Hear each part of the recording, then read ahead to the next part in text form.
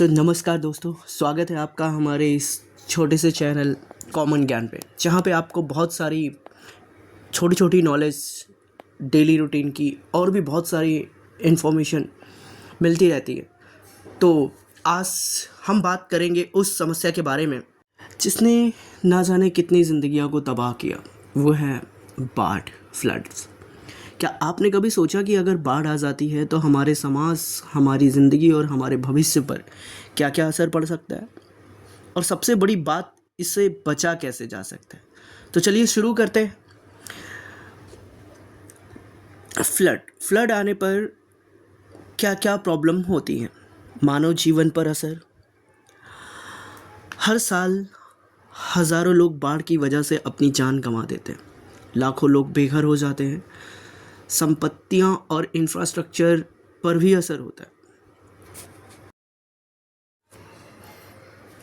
घर, सड़कें, पुल सब तबाह हो जाते हैं। बिजनेस रुक जाता है। छोटे दुकानदार सबसे ज़्यादा प्रभावित होते हैं।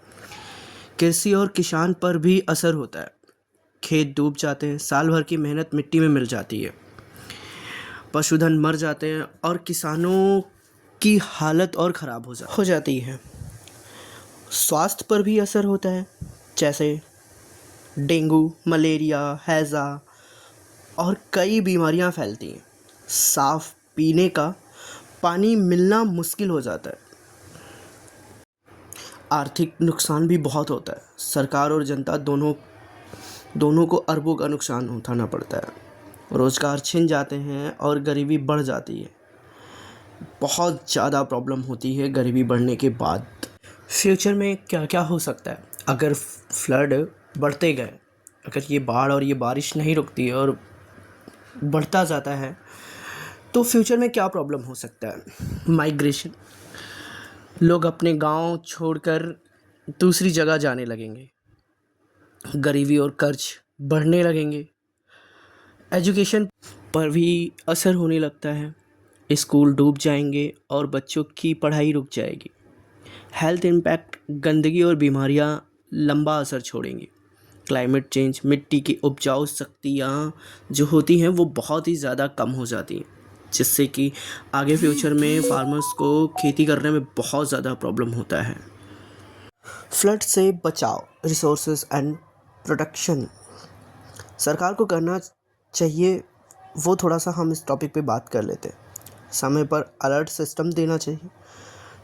डैम और नदी की सफाई करनी चाहिए। एनडीआरएफ और रिसोर्स टीम तैयार रखना चाहिए। स्कूल और पंचायत भवन को रिलीफ कैंप भी बनाना चाहिए। खाने और दवाई का भी इंतज़ाम करना चाहिए।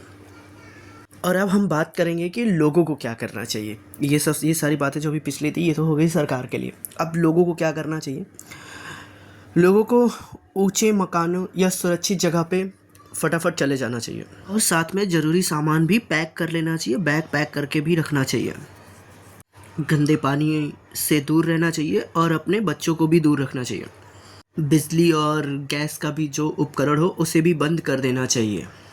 बच्चों और बुज़ुर्गों को पहले सुरक्षित जगह पे पहुंचाना चाहिए। ये बातें हो गई जब बाढ़ आ जाए तब हमें क्या करना चाहिए। अब हम ये बात करेंगे कि फ्यूचर में अगर हमें बाढ़ को रोकना है तो उसके क्या क्या उपाय हो सकते हैं।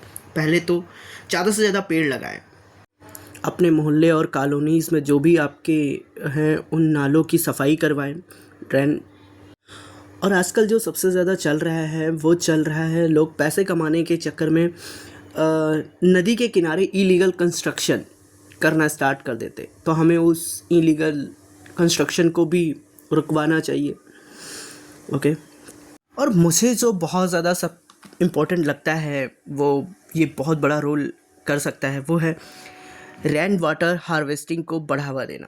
अगर हम रेन वाटर से अगर हम हार्वेस्टिंग करते हैं तो ये बहुत अच्छी बात होगी, है ना। और जो एक इम्पॉर्टेंट चीज़ आती है वो है सैटेलाइट और ड्रोन टेक्नोलॉजी से मॉनिटरिंग करना, और लोगों को फ्लड ड्रिल और अवेयरनेस प्रोग्राम भी देना, जिससे कि लोगों को इसकी पूरी जानकारी भी रहे कि कैसे ये सब चीज़ें होती है, बाढ़ वगैरह कैसे आती है। सो दोस्तों, बाढ़ सिर्फ एक प्राकृतिक आपदा नहीं है, ये हमारे लापरवाह रवैये का भी नतीजा है। अगर सरकार, समाज और हम सब मिलकर कदम उठाएं तो बाढ़ की तबाही को काफ़ी हद तक रोका जा सकता है। आपका क्या विचार है, हमें कमेंट में ज़रूर बताएं। वीडियो अच्छा लगा हो तो लाइक और शेयर करें ताकि और लोग भी जागरूक हो सके, और सब्सक्राइब करना ना भूलें। धन्यवाद।